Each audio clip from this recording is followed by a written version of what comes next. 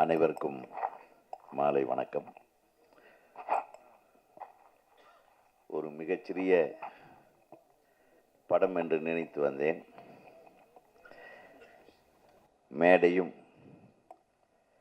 மேடை அலங்கரித்து கொண்டிருக்கும் தலைவர்களை எல்லாம் பார்க்கும்போது, இங்கே பெருந்திரளான கூட்டத்தையும் பார்க்கும்போது, இது மிகப்பெரிய படம் என்பதை உறுதிப்படுத்துவதைப் போல இருக்கிறது. மிக மிக அழகான மேடை. அண்ணன் தொல் திருமாவளவன் அவர்கள், அவரை பற்றி சொல்ல வேண்டியதே இல்லை. பழகுவதற்கு மிகவும் எளிமையானவர், இனிமையானவர், பாசமானவர், அன்பானவர், ஒழுக்கமானவர். அத்தகைய ஒரு மனிதர் இங்கே ஒரு பட விழாவுக்கு வர்றாருன்னா நான் வர்றேன் அப்படின்னு சொல்லி ஒத்துக்கிட்டு தான் வந்தேன். அவர் சும்மா வந்திருக்க மாட்டார், ஏதோ ஒரு மேட்ரு அந்த படத்தில் இருக்குது, அதனால தான் கேட்டு வந்திருக்காரு. சிறப்பான விஷயம். காதலுக்கு ஜாதி, மதம், இனம், மொழி எதுவுமே கிடையாது. அதுதான் காதல். உண்மையான காதலுக்கு இது எதுவுமே இருக்கக்கூடாது. இது ஒரு அரசியல்லையும் சரி, அவர் எடுத்துக்கிட்ட விஷயங்கள்லையும் சரி, தொன்று தொட்டு எதுக்காக போராடிட்டு இருக்காரோ அந்த போராட்டம் இன்னும் தொடர்ந்துக்கிட்டு தான் இருக்கு. அதில் நிச்சயம் ஒரு நாள் வெற்றி அடைவார், அதில் எந்த சந்தேகமும் இல்லை. மனிதத்தை மனிதமாக நேசிக்க வேண்டும், அவ்வளோதான். அதுலேயே எல்லாமே முடிந்து போகுது. இதில் நான் இவன், நான் அவன், அதில் ஒரு வெங்காயம் கிடையாது. பெரியார் சொன்ன மாதிரி உரிக்க உரிக்க ஒன்றுமே இல்லாமல் போகிறது. கடைசியில் 10 அடி நீளம், இப்போ முதல்ல 10 அடி அகலம் இடம் கொடுத்தாங்க, இப்போ 10 அடி ஆழம்தான் இடம் கொடுக்குறாங்க சில நாடுகளில். 6 அடி ஆழம், அதுக்கு மேலே இடம் கிடையாதுன்றான் புதைக்கிறது கூட. இந்த மனித வாழ்க்கையின் முடிவை நாம் சிந்தித்து பார்த்தால் நாம் வாழுகிற வாழ்க்கைக்கு அர்த்தம் புரிந்துவிடும். அர்த்தம் இல்லாமல் வாழ்ந்து கொண்டிருக்கிற வாழ்க்கைக்கும் அர்த்தம் புரிந்துவிடும். ஆகவே ஒரு அர்த்தத்தை வெளிப்படுத்துகிற ஒரு திரைப்படமாக இந்த படம் உருவாக்கி இருக்கிறது என்பதை நான் உணர்கிறேன். இந்த ட்ரெய்லரை பார்க்கும்போதே அது உத்தமமான வெளிப்பாடு, அதற்கு வருகிற எதிர்ப்பு, அதுக்கு பின்னால் என்ன நடக்கிறது, அம்பேத்கர் அவர்கள் தொடங்கி அண்ணன் திருமாவளவன் வரையிலும் இந்த போராட்டம் தொடர்ந்து கொண்டுதான் இருக்கு. ஆனால் ஒரே ஒரு விஷயத்தை மட்டும் நான் உங்களிடம் உறுதியாக சொல்லிக் கொள்கிறேன். ஒரு திரைப்பட குழுவிலும் சரி, திரைப்பட உலகத்திலும் சரி, திரையரங்குகளிலும் சரி, ஜாதி என்பது இல்லை. ஜாதி இல்லாத ஒரு சமுதாயம் திரை சமுதாயம் என்பதை தலைவர்கள் கூட பேசும்போது அது குறிப்பிட்டால் மிகவும் சிறப்பாக இருக்கும். ஏன்னா எங்களுக்குள்ள ஜாதியே கிடையாது. உட்கார்ந்து படம் பார்க்கும்போது என் பக்கத்தில் யார் உட்காந்துருக்கான்னு தெரியாது. ஒரு சிறந்த மனிதனை உருவாக்குவதற்குண்டான ஒரு மேடையாகத்தான், ஒரு களமாகத்தான் திரை உலகத்தை நாம் பார்த்து கொண்டிருக்கிறோம். அது நடந்து கொண்டிருக்கிறது. பல விஷயங்களில் பல பெரிய புரட்சிகளை எல்லாம் உருவாக்கி, ஒரு மிகப்பெரிய நாட்டிலே ஒரு புரட்சியை உருவாக்கியதே சினிமா தான். ரஷ்யாவில் சினிமா படத்தை எடுத்து தான் எவ்வளவு கொடுமைகள் இந்த சார் மன்னர்கள் செய்கிறார்கள் என்பதை காட்டினார்கள். அப்போது ஊமை படமாக கேமராவிலேயே ஷூட் பண்ணி, கேமராவையே அது டெவலப்பராக கொண்டு அதே கேமராவை ப்ரொஜெக்டர் ஆக்கி ஓடுகிற ரயிலிலும் மறைவிடங்களிலும் அந்த படங்களை எல்லாம் எப்படி சார் மன்னர்கள் உழைப்பாளர் வர்க்கத்தை துன்புறுத்துகிறார்கள் என்பதை எடுத்து காட்டிய படங்கள் தான் ஒரு மிகப்பெரிய போராட்டத்துக்கு ஸ்டாலின் அவர்களுக்கும் லெனின் அவர்களுக்கும் உறுதுணையாக இருந்தது. அந்த காலத்திலே அந்த காலத்து திரைப்படங்கள் இது சரித்திரத்தில் இருக்கிறது. நீங்கள் படித்து பார்க்கலாம். அந்த படங்களெல்லாம் நான் பார்த்துருக்கிறேன்.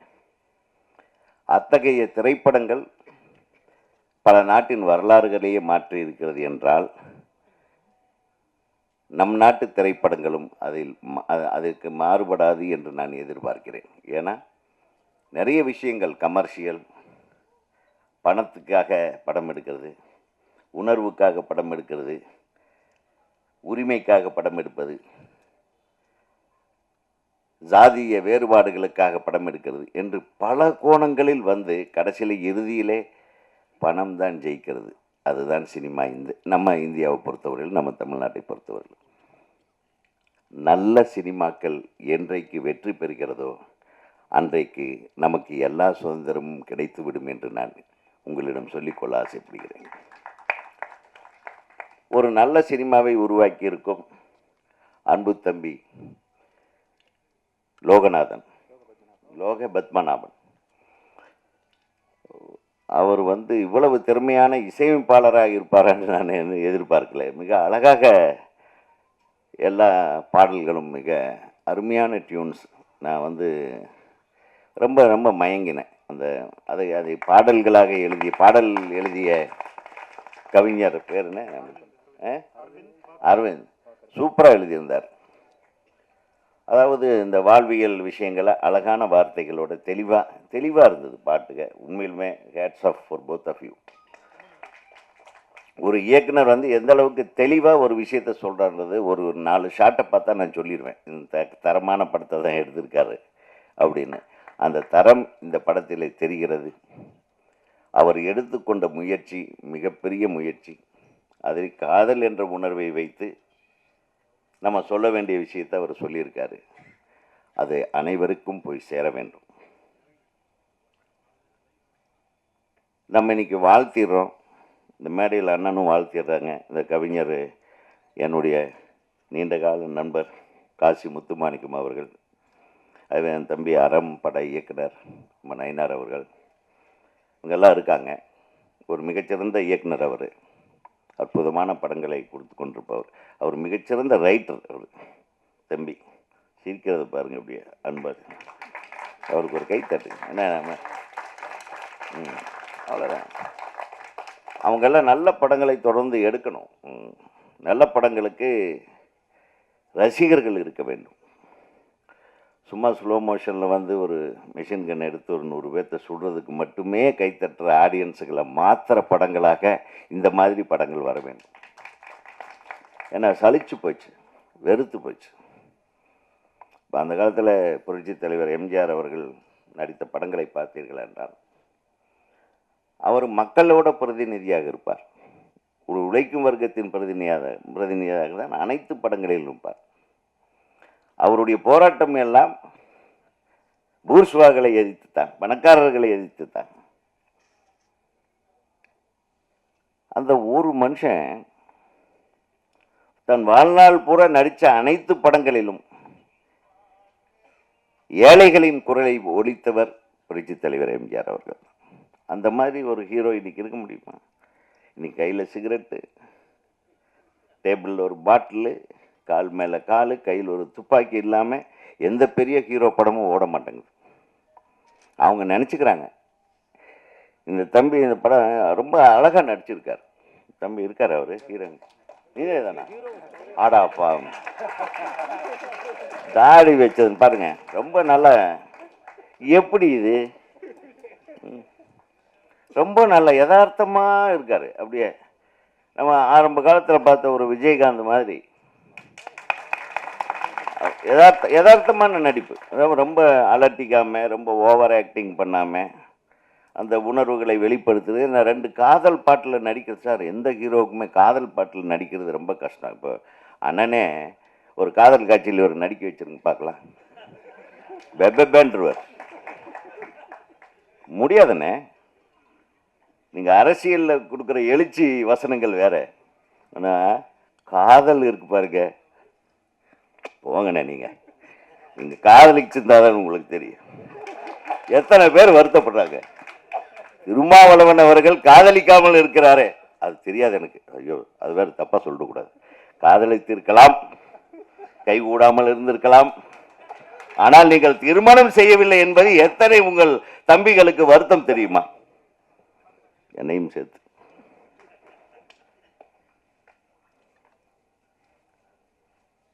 அது ஒரு உணர்வுண்ணே. அதை மிஸ் பண்ணிட்டீங்களோன்னு எனக்கு நான் பர்சனலாக ஃபீல் பண்ணுறேன். சாரி, மேடையில் பேசிருக்கக்கூடாதுன்னுவோம். பட் இருந்தாலும் ஓகே, ஒரு அன்பு தலைவனிடம் நான் ஒரு தம்பி கேட்குறேன். சார் காதலிச்சு பார்த்தா தான் சார் அந்த உணர்வு தெரியும், அந்த பிரச்சனை தெரியும். இவருக்கு தெரியும். இப்போ காதலிச்சு பார்த்து நடிச்சிருக்காரு பாருங்க, நடிக்கும் போதே அந்த உணர்வு வெளிப்படுத்து, அதுக்கு வர எதிர்த்து போராடுறது. இவருடைய காதலியை கொள்ளுகிறார்களோ அடிக்கிறார்களோ, அதுக்கு பின்னால் அவர் ரிவர்ட் ஆகிற வந்து உணர்வு பூர்வமான நடிப்பு. உண்மையிலுமே பாராட்டுறேன் தம்பி. நான் சும்மா வந்து பார்த்துட்டெல்லாம் புகழ்ந்தெல்லாம் பேசிட்டு போகக்கூடாது, நான் உணர்வு ரீதியாக சொல்கிறேன். இந்த படம் மிகப்பெரிய வெற்றி படமாக அமைய வாழ்த்துக்கள்.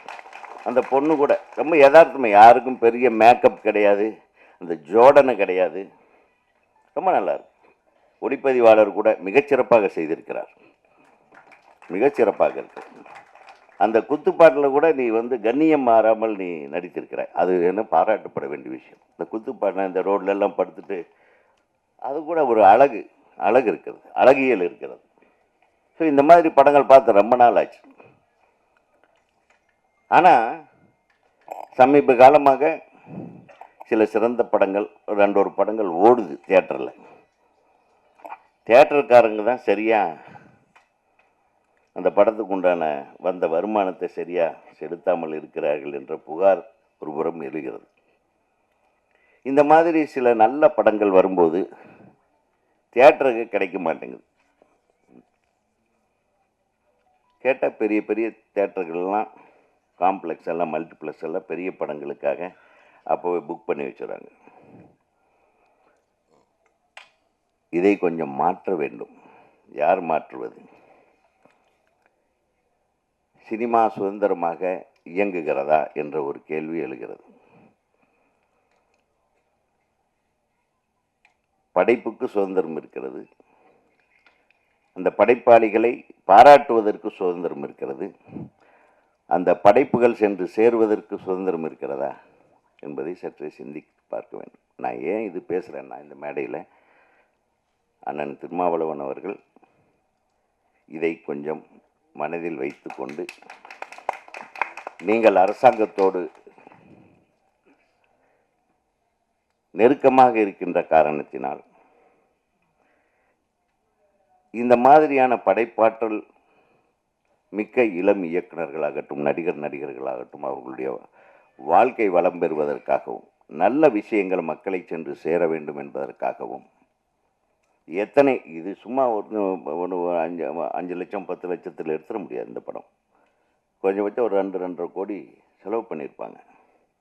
இந்த பணத்தை எப்படி எடுக்கிறது? இருக்கிற தியேட்டர்களெல்லாம் இப்போல்லாம் கல்யாண மண்டபம் ஆகிட்டாங்க பெருசாக, பெரிய அளவில். அதில் பெரிய வருமானம் வருதுன்ட்டு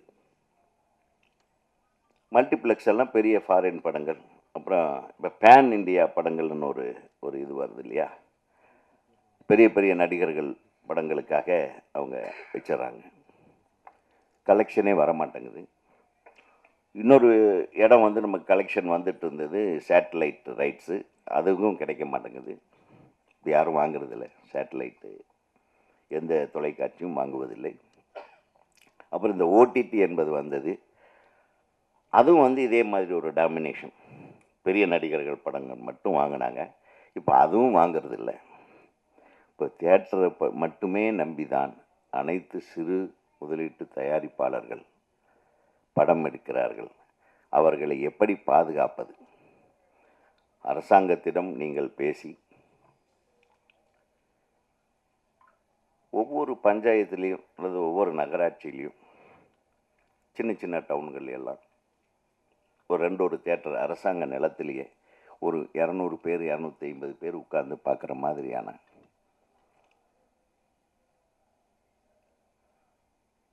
திரையரங்குகள் ஒவ்வொரு பஞ்சாயத்துகளிலும் அது வந்ததுன்னா, இந்த மாதிரி திரைப்படங்கள் யாருக்கு போய் சேரணுமோ அவங்களுக்கு போய் சேரும் என்பதை நான் உங்களிடம் அன்போடு கேட்கிறேன். இது சினிமாக்காரங்க பெரிய பெரிய தலைகள் எல்லாம் பேச மாட்டேன்றாங்க. அதனால இந்த மேடையில் இருக்கிற நீங்கள் அதை பேசணும் அரசாங்கத்துக்கிடம் என்ற உங்களிடம் ஒரு கோரிக்கையை வைத்து, இந்த திரைப்படத்தில் பங்காற்றிய அனைத்து நடிகர்களையும் அனைத்து தொழில்நுட்ப கலைஞர்களையும் வாழ்த்தி, இந்த படம் மிக சிறப்பாக வெளிவந்து மக்களை சென்று சேர வேண்டும் என்று கூறி வாழ்த்து கூறி விடைபெறுகிறேன். நன்றி, வணக்கம்.